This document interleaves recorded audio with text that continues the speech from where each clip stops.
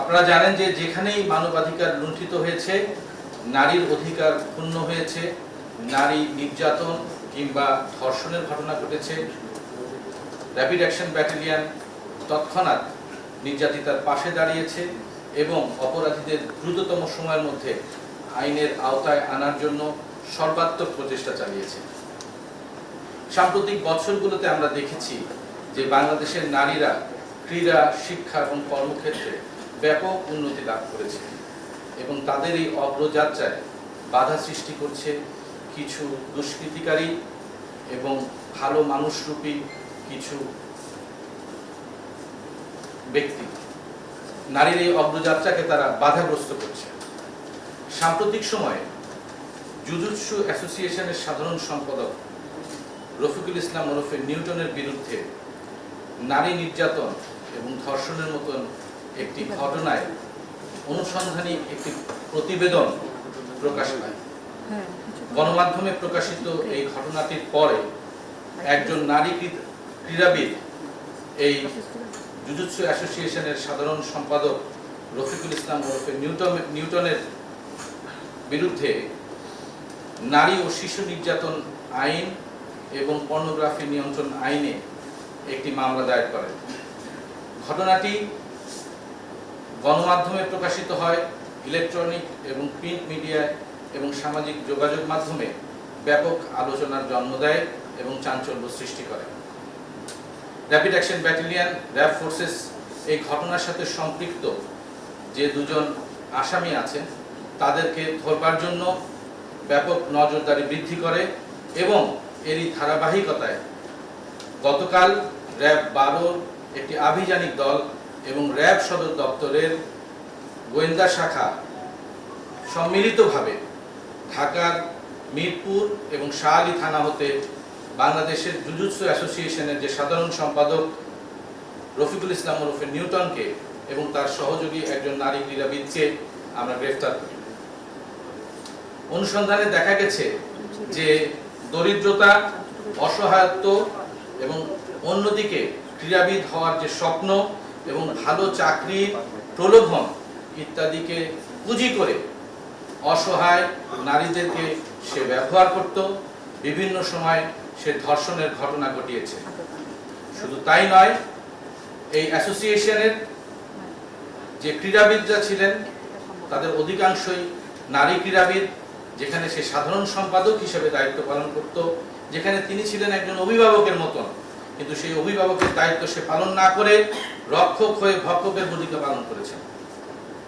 এই জঘন্য কার্যকলাপের মধ্য দিয়ে তিনি দীর্ঘদিন নারী নির্যাতন করেছেন।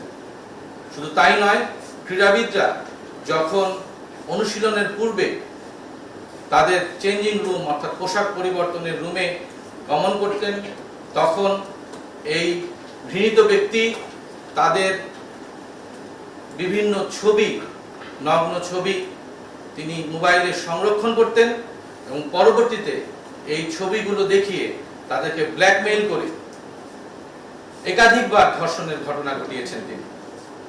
শুধু তাই নয়, একজন অপ্রাপ্ত বয়স্ক ক্রীড়াবিদকে ধর্ষণের মাধ্যমে গর্ভবতী করার এবং পরবর্তীতে গর্ভপাত করানোর মতন জঘন্য কাজেও তিনি জড়িত ছিলেন।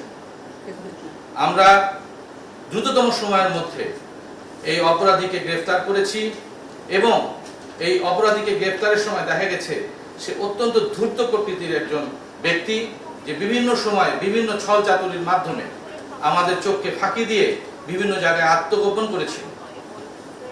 আমরা চাই নারীর অধিকার প্রতিষ্ঠিত হোক এবং আমাদের সমাজে যারা আমাদের অভিভাবক হিসেবে দায়িত্ব পালন করছেন তারা আরো সচেতন হবেন এবং নারীর অধিকার এবং নারীর নিরাপত্তার বিষয়টি তারা সবার অগ্রে, সবার উপরে স্থান দিবেন। সবাইকে ধন্যবাদ।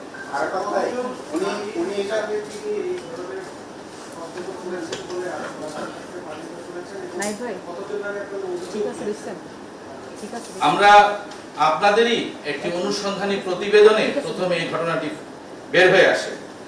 আমরা সেই সাংবাদিকগণকে সাবাসী জানাই এবং একজন নারী যে প্রতিবাদী হয়ে তার বিরুদ্ধে যে অভিযোগ দায়ের করেছেন তাকেও সাবাসী জানাই। কারণ প্রতিবাদ যদি না করতেন তবে আজকে সমাজের সামনে এই মানুষের, এই ব্যক্তির, ঘৃণিত ব্যক্তির মুখোশ উন্মোচিত হতো না। একাধিক নারীর সাথে তার সম্পর্ক ছিল বলে আমরা জানতে পারি এবং আমাদের অনুসন্ধানে এবং পরবর্তী তদন্তে আরো বেরিয়ে আসবে। আমি আশা করি এই গ্রেফতারের মাধ্যমে অন্যান্য নারীরা যারা তার বিরুদ্ধে অভিযোগ দায়ের করতে চান তারাও এগিয়ে আসবেন এবং উপযুক্ত বিচার পাবেন। ধন্যবাদ।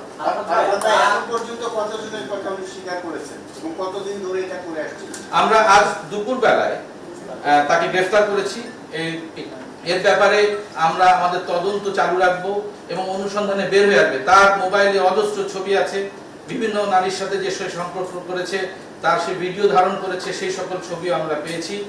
আমরা নিরাপত্তার স্বার্থে এবং সামাজিক সম্মানের স্বার্থে সেই জিনিসগুলো আমরা আপনাদের সামনে এই মুহূর্তে প্রকাশ করছি না, তবে তদন্তে এগুলো বের হয়ে আসবে বলে আমি সুনিশ্চিত।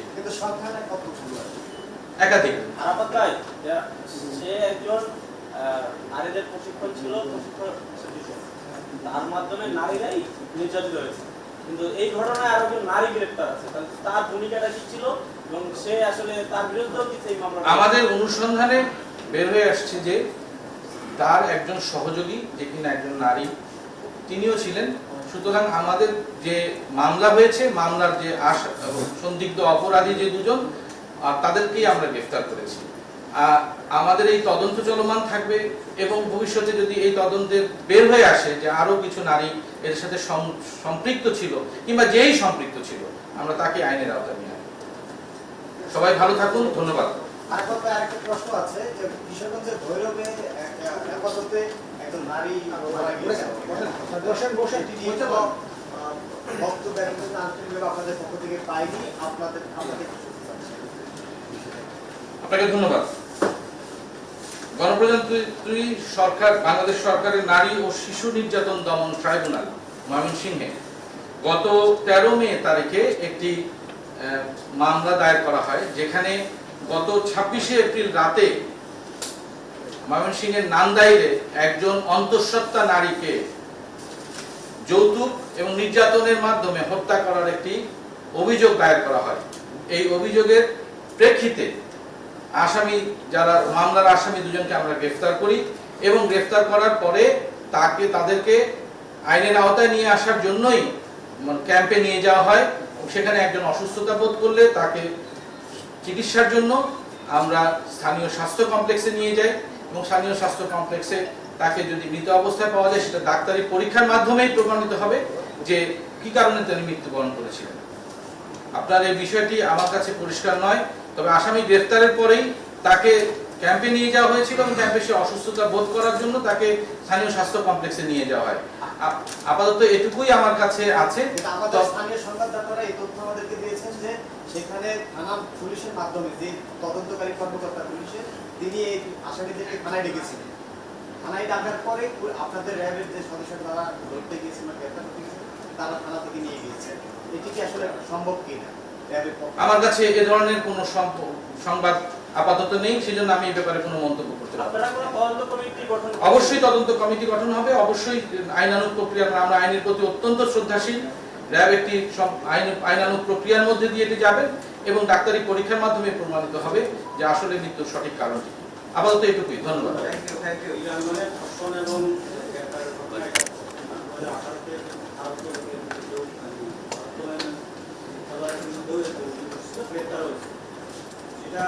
সমস্ত দলিলপত্র ভিক্টিমের পক্ষে নেওয়ার পরও সেটা কোর্টের বাইরে একটা নিষ্পত্তি হয়, তার মূল ভিক্টিমের নাম ভয়ভীতি দেখায় কোর্টের বাইরে নিষ্পত্তি। ব্যাগ শুধু অ্যারেস্ট করে কি থামবে নাকি আপনি এই ধরনের ভয়ভীতি যাতে দেখাতে না পারে, এই ধরনের কোনো? আমাদের কাছে যে কোনো তথ্য দিয়ে আপনারা সহায়তা করুন, আপনাদের কাছে আমাদের অনুরোধ এবং জনগণের কাছে আমাদের অনুরোধ। আমরা চাই যে নারীর অধিকার প্রতিষ্ঠিত হোক, নারী যেন এদেশে যেন নারী নির্যাতন বন্ধ হয় এবং এ ধরনের জঘন্য কার্যক্রম যেন বন্ধ থাকে। তো এখানে শুধু আইন প্রয়োগকারী সংস্থার দিকে তাকিয়ে থাকলে হবে না, বরঞ্চ সকলকে এগিয়ে আসতে হবে। এই যে আপনি যে কথাটি বললেন, আমরা শুধু গ্রেফতার করেই ক্ষান্ত হই না, আমরা এর অধিকতর তদন্তে, প্রত্যেকটি ঘটনা আমরা তদন্তে যাই এবং এর সাথে সম্পৃক্ত যারা আছেন তাদেরকেও বের করার চেষ্টা করি। সো আমাদের এটা একটি চলমান প্রক্রিয়া।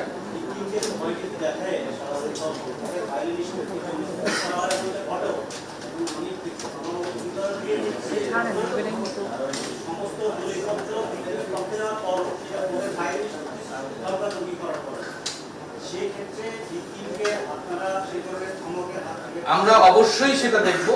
আইন এবং সালিশ কেন্দ্র আছে, বিভিন্ন সংগঠন আছে, ভিকটিমের যাতে সুরক্ষা হয়, ভিকটিমের যাতে কেউ এভাবে করে কোনো চাপ প্রয়োগ করতে না পারে, সে ব্যাপারটা আমরা অবশ্যই নজর রাখবো। আইন সালিশ কেন্দ্রের আগে বলা হয় কি কেসে কেসে প্রধান বলতে আইন সালিশ কেন্দ্রের সহযোগিতা থাকার সত্ত্বেও সেটা করছে। আপনারা, আমার মনে হয় এই ব্যাপারটা তারাই ভালো বলতে পারবেন। কিন্তু আমাদের কাছে যদি কোনো অভিযোগ দায়ের হয়, আমাদের কাছে যদি কেউ অভিযোগ দায়ের করেন, সে যেই হোক না কেন, সেই অভিযোগটাকে আমরা গুরুত্বের সাথে চিন্তা করি এবং তাতে মূল্যায়ন করি এবং সেই অনুযায়ী আমরা কার্যক্রম পদক্ষেপ গ্রহণ করি। আমাদের কাজ হচ্ছে, আমাদের দেখার হচ্ছে যে অপরাধীকে গ্রেফতার করা। আপনারা সে ব্যাপারটা যথেষ্ট জোরালো ভূমিকা রেখেছেন পূর্বেও, এখনো রাখছেন, আমি মনে করি আগামীতেও আপনারা রাখবেন ইনশাআল্লাহ।